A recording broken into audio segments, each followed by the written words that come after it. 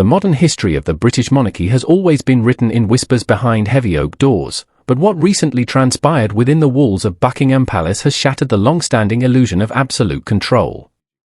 The public often sees a perfectly choreographed display of continuity, a seamless lineage of duty passing from one generation to the next, but the reality of power inside the royal household is far more volatile, driven by human vulnerability, hidden rivalries, and the silent fear of becoming irrelevant. It all reached a critical breaking point on a seemingly ordinary morning when King Charles walked into a highly sensitive meeting carrying the legendary sealed red dispatch box. This traditional leather-bound case, which for centuries has held the sovereign's most critical state papers and constitutional secrets, immediately changed the atmosphere of the room. Its very presence signaled to Prince William, Queen Camilla, and the senior palace advisors that this was no routine discussion about scheduled engagements or patronages. The king, speaking with a heavy and deliberate calm, announced a decision that would redefine the hierarchy of the crown. He declared that Prince William would immediately assume total operational control of the monarchy's daily machinery, including major public strategies, senior staff appointments, constitutional briefings, and the allocation of working royal duties. Charles would remain the sovereign, wearing the crown and holding final legal authority, but the actual momentum and executive command of the institution would now move exclusively through his son. William did not smile or celebrate this monumental shift. Instead, he pulled his chair closer, met his father's intense gaze, and asked the one question that hung heavily in the air, wanting to know if this unprecedented arrangement was merely temporary. The tension in the room spiked to an uncomfortable level as Charles paused, looking at the symbols of authority before him, before giving a definitive answer that there was no planned end date. In that precise moment, William realized that he was no longer just an heir preparing for a distant future power, but that the immense burden of power had already arrived at his doorstep. Yet, the most fascinating and telling detail of this entire historic confrontation was not the transfer itself, but the reaction of the woman who has quietly been the bedrock of the family for decades. Princess Anne sat completely motionless throughout the announcement, her hands locked tightly together, her face a mask of hardened resolve. She had defended the monarchy through relentless public scandals, deep personal grief, and the bitter fractures of the family, yet her brother had given her absolutely no prior warning about this monumental shift. That deliberate silence from Charles wounded her, not out of a desire for personal power, but because she understood that a sudden, uncoordinated shift in authority changes everything within a palace. It alters who commands the daily household staff, who shapes the long-term public image, and who ultimately carries the crushing blame when things inevitably go wrong. Charles made the transfer impossible to misunderstand or reverse by placing a ceremonial key, a thick constitutional briefing folder, and the red dispatch box directly in front of William. The ceremonial key, an ancient symbolic object marking access and ultimate domestic authority, carried more psychological weight than any formal speech could ever convey. Queen Camilla, sensing the immediate shift in the balance of influence, asked with a tightened expression if this new operational power would also extend over the king's personal household decisions. Charles replied without hesitation that every single operational recommendation, regardless of its origin, would now have to pass through William's desk for final approval. The Queen Consort's face visibly hardened, realizing that even her sensitive requests and traditional privileges would now require the explicit consent of her stepson. And looked from her brother to her nephew, her initial shock transforming into a sharp, unyielding determination.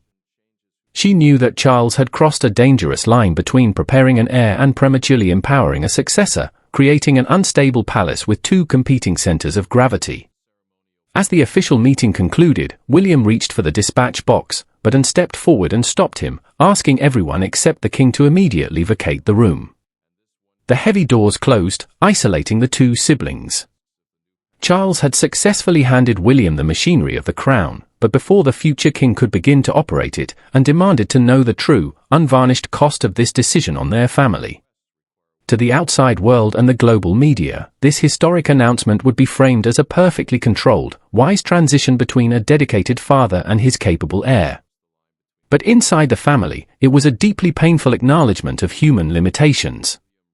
Charles secretly feared becoming a monarch completely devoid of actual influence, a king in name only, while William feared inheriting the full weight of the throne before he was emotionally and strategically ready. Princess Anne's deepest fear was that this sudden, desperate transfer would expose and ignite every hidden rivalry the royal household had struggled to contain for years. Behind their majestic titles stood real people confronting the harsh realities of aging, duty, absolute loyalty, and the terrifying possibility of an irreversible family separation. William followed Charles immediately after his intense conversation with Anne, refusing to let the heavy palace silence become the final answer between them. Operational control meant absolute command over the monarchy's daily decisions, staff management, and public direction, but the prince had received this profound authority without any time to prepare his family. He demanded to know why his father had not given him more time to adjust to the transition. The king stopped, turned around, and looked at his son with a painful, exhausting calm, stating that waiting for absolute certainty is a luxury the crown has never possessed in its history. Charles had spent the vast majority of his long life preparing to reign, yet after finally reaching the throne, he was forced to confront the cruel reality that his most active and energetic years as monarch were already behind him. This massive transfer was designed to protect the ancient institution from hesitation, but it also forced him to surrender the very decisions that defined his sovereign authority. He deeply wanted William to succeed, yet every sign of the young prince's growing strength and decisiveness served as a painful reminder of what the king was giving away. Anne carried a completely different kind of wound from this secrecy. Her brother had trusted her through the darkest scandals and greatest family crises, yet he had hidden the most critical decision of his entire reign from her counsel. She felt deliberately excluded, but anger was not her primary emotion. She remembered the unbearable pressure that had hunted Charles throughout his decades as the Prince of Wales, and she refused to stand aside while that same crushing weight crushed William in total isolation. Meanwhile, Camilla quickly began to realize how restrictive the new reality would be. Every proposed engagement, household appointment, and minor staffing request now required William's signature. The Queen Consort, who once took sensitive and personal matters directly to her husband for a quick decision, now faced a rigid new chain of authority where the future king was no longer just offering polite advice, but possessed the power to delay, reject, or completely reshape her plans. Sensing the growing storm, William stepped into a private corridor and immediately called Catherine. His voice dropped to a low whisper the moment she answered, telling her that the transition had happened much sooner than they had ever anticipated. The Princess of Wales understood the gravity of the situation instantly, realizing that even they had been left in the dark about the exact timing. Hearing the immense strain beneath his controlled words, Catherine pleaded with him to return home to their family before issuing a single operational instruction to the palace staff. William looked back at the red dispatch box waiting for him on the table, wanting nothing more than a quiet hour of escape with his wife and children, but he told her that he could not walk away from the machine now that it had been set in motion. And watched him end the call, and an older, bitter memory returned to her mind with brutal clarity. This world-shattering decision did not actually begin on that chaotic morning. It had been born months earlier during a disastrous confrontation when Charles first realized that the traditional structure of royal command was completely failing. The transfer was announced in a single morning, but the new era was forged during a night of anger, hesitation, and a warning that the king could no longer afford to ignore. It did not start with a strategic legal briefing or a polished palace plan, but during a high-profile Commonwealth reception at Windsor Castle that descended into absolute logistical confusion, exposing a dangerous, systemic weakness at the very heart of the royal household. The disastrous evening at Windsor Castle had acted as a brutal catalyst, exposing the widening cracks in a system that had relied on absolute deference for centuries. Behind the glittering chandeliers and the formal military uniforms of the Commonwealth reception, the structural paralysis of the royal household had reached a dangerous climax that Charles could no longer ignore. The royal procession, which by ancient tradition dictates the exact symbolic order in which family members enter a state event to showcase rank and authority, became the unexpected battleground. Queen Camilla's office had pushed for one highly specific arrangement to secure her visual prominence, while the king's senior constitutional advisors had already approved an entirely different protocol. With only minutes left before the grand heavy doors were set to open to international dignitaries, the machinery of the court ground to a complete halt because no one knew whose contradictory command to follow. The king's personal secretary froze under the pressure, and when an aide desperately turned to Charles for a final decision, the sovereign hesitated, his gaze shifting between his wife and his chief officials without offering a clear way forward. It was in that exact moment of absolute vulnerability that Prince William stepped into the vacuum of power, bypassing the traditional hesitation with a single, thunderous instruction that reassigned the order, ended the immediate confusion, and allowed the event to proceed without a public scandal. The reception was hailed as a massive triumph by the press the following morning, but that very success wounded Charles far more deeply than an operational failure ever could have done. He watched as the senior palace officials and government liaison officers naturally turned toward William for final confirmation on ongoing matters, recognizing the future king's decisive nature. Charles felt deeply bypassed within the walls of his own historic residence, realizing that the center of gravitas was shifting while he still held the scepter. Princess Anne had witnessed the entire collapse of command from the shadows of the ballroom, and she chose to confront her brother immediately afterward in the claustrophobic privacy of his sitting room. She told Charles with her characteristic, unvarnished bluntness that the growing institutional uncertainty surrounding his daily leadership was becoming far more damaging to the crown than a formal delegation of duties could ever be. Charles had snapped in defensive anger, shouting that surrendering his daily executive decisions to his son would make him look weak, fragile, and effectively retired in the eyes of the global media. But the Princess Royal refused to retreat a single inch, warning him that a stubborn refusal to accept structural help would ultimately make the monarchy weaker still, exposing their vulnerabilities to a hostile public. The bitter argument was interrupted when William entered the room, offering to immediately step back from all strategic duties if his decisive intervention at the reception had crossed a line of filial respect. Charles had studied his son in absolute silence, trapped in a painful paradox where removing the prince would restore the traditional hierarchy but would also eliminate the only individual capable of preventing future administrative disasters.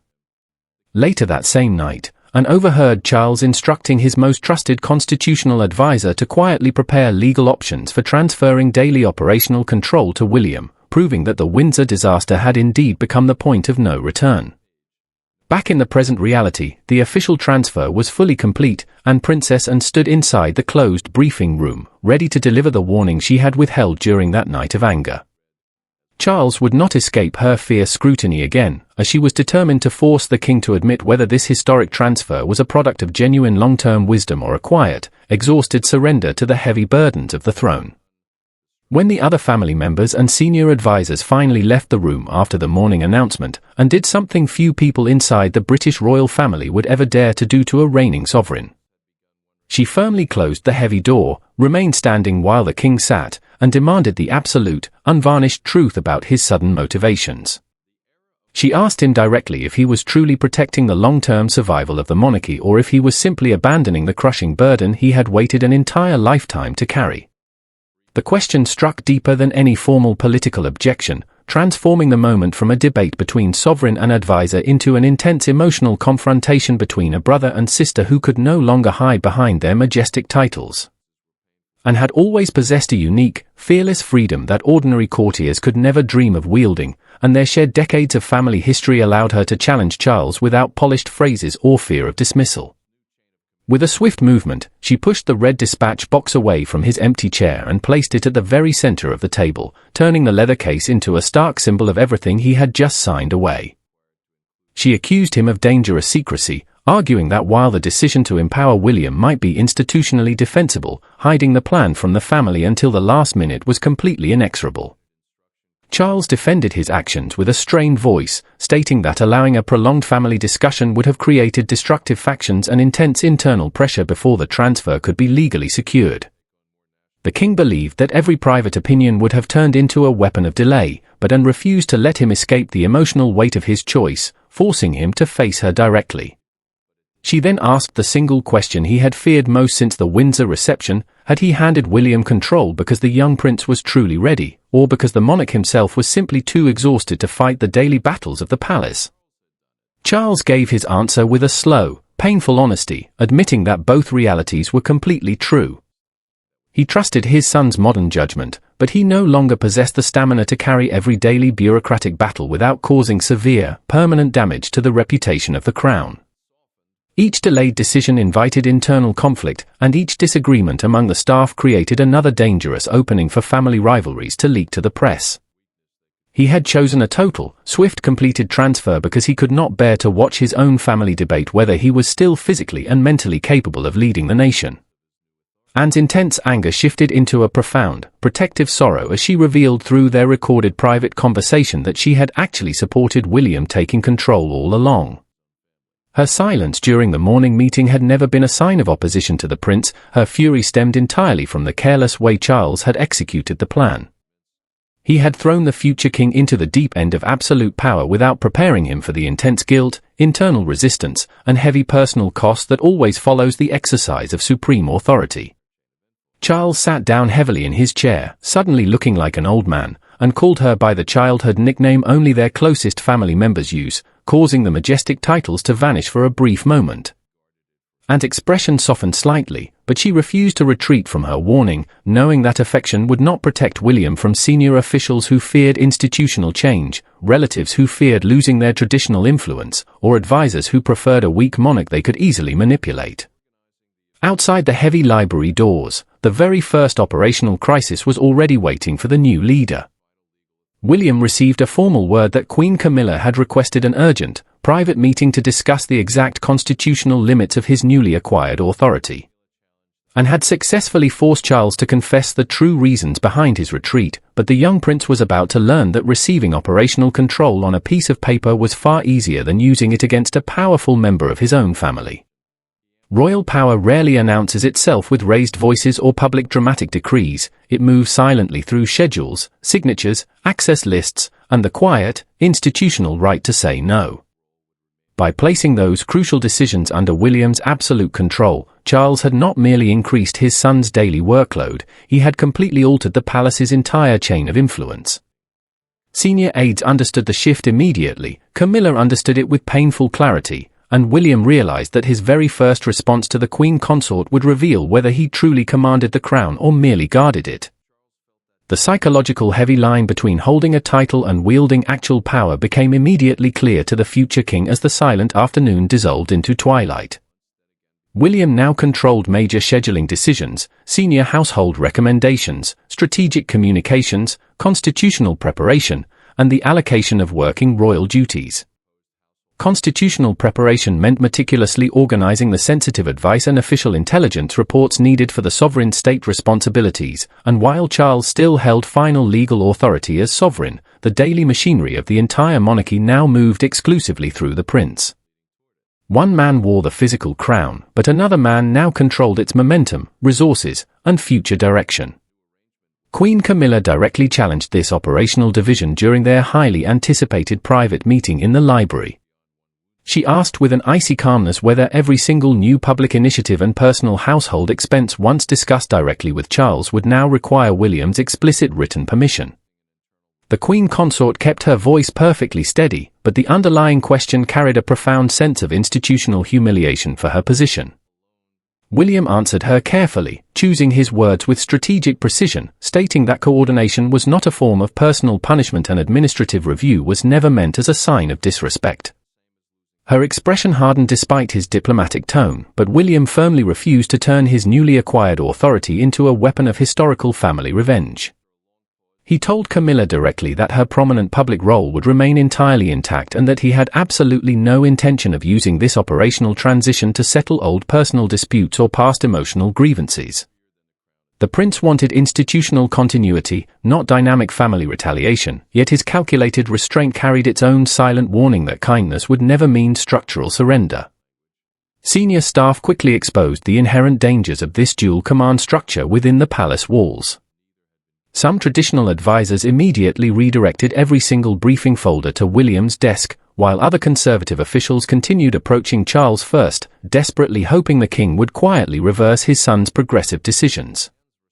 Two rival administrative channels began forming rapidly inside the exact same household, and each side carried the extreme risk of massive public confusion, prolonged delay, and deliberate psychological manipulation by conflicting factions. Princess Anne entered William's very first formal briefing without any invitation, taking a seat at the end of the long mahogany table. She watched silently as one senior court official slyly suggested postponing a major national security decision until Charles could respond separately from his private estate. The Princess Royal interrupted the official mid-sentence with absolute authority, declaring that the king had already decided where the operational authority now rested, and pretending otherwise would only weaken both the father and the son simultaneously. William faced his first written executive instruction after the room finally cleared of courtiers. He held the gold pen above the official page, knowing that a single signature could either unite the fractured palace or permanently deepen the internal split. And saw his momentary hesitation and warned him that while caution might be honorable, public hesitation would always be read as fatal weakness by their critics. The prince signed the document firmly, creating a structural order that required every senior operational briefing to reach both him and Charles at the exact same time. No isolated advisor could play the father against the son anymore, as the structure was simple, firm, and impossible to misunderstand. By evening, one senior courtier who opposed the shift had officially resigned, Camilla had cancelled her planned protest meeting, and Charles had begun wondering whether William's command was already far more decisive than he had ever expected. Before sunset, the palace had already begun to feel entirely different, as doors that once opened automatically now required explicit approval, and briefings permanently changed direction. For Charles, the consequences of his choice were painfully visible. For Camilla they felt deeply personal, and for Anne, the first day confirmed that the family had underestimated how quickly authority changes human behavior. William approved major changes to the public diary, taking on more exhausting national duties while Charles kept carefully chosen public appearances that showcased continuity rather than absolute retreat. The future king wanted to protect his father's historical dignity at all costs, but every reassigned national event quietly confirmed that the heavy burden had officially moved. Charles felt that profound truth when his private secretary entered the dimly lit study with the following day's schedule, explaining that William had already approved the revised changes. The king read the page once, then again, before setting it down with a heavy sigh, realizing that nothing on the schedule was insulting, which made the psychological pain much worse because the system was working flawlessly without waiting for him. And later found Charles sitting alone beside an untouched dinner tray in the dark, and he admitted with absolute vulnerability that he had expected immense relief but felt profound grief instead. The princess told her brother that losing daily tasks was not the same as losing his sovereign purpose, preventing him from deleting William's appointment review. That night, Anne found William alone in the library with the ceremonial key in his hand, looking at it as though it had suddenly become heavier than the crown itself. Charles had finally allowed him to lead, but Anne could already see what true leadership might take from his personal life. There were no officials in the room, no constitutional language, and no ceremonial witnesses, only Princess Anne, Prince William, and the immense weight of a historic decision.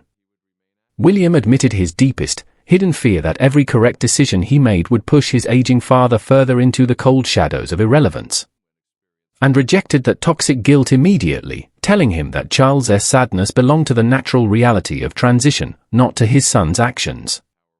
She then revealed what Charles had said during their recorded private conversation that night, recalling that the king believed William possessed a rare gift to make people obey without making them feel defeated. Charles had not chosen William because he had stopped believing in himself, but because he believed the prince could protect the monarchy without repeating the crushing loneliness that had consumed earlier historical reigns. And closed William's fingers around the ceremonial key, warning him that authority becomes dangerous only when the person holding it begins to enjoy power more than the duty it serves. The prince understood the lesson completely, walking directly to Charles's private rooms to ask his father to remain his closest constitutional advisor. Charles accepted the role with genuine emotion, and father and son agreed to appear together the next morning before the global press. By dawn, Britain knew something extraordinary had happened inside the palace, as crowds gathered outside the heavy railings of Buckingham Palace. The definitive moment that defined the new era came when Charles, William, and Princess Anne stepped through the palace gates together as a united front. Before entering the waiting state car, Charles placed one firm hand on William's shoulder and gracefully directed his son to step forward first into the light. The single gesture changed the entire narrative, as William moved ahead but did not leave his father behind, turning slightly until Charles joined him side by side. Anne watched the exchange and gave her nephew a restrained, satisfied nod of absolute approval, confirming her protection. The senior royals returned inside knowing the public performance had succeeded, and the final family meeting was far quieter than the first. The red dispatch box remained before William, but Charles no longer looked at it as a symbol of loss, while Camilla sat composed, and Catherine walked beside her husband, ready for a future that had already begun. And remained behind in the library, completely satisfied that her long silence had ended not in family rebellion, but in total protection of the British crown.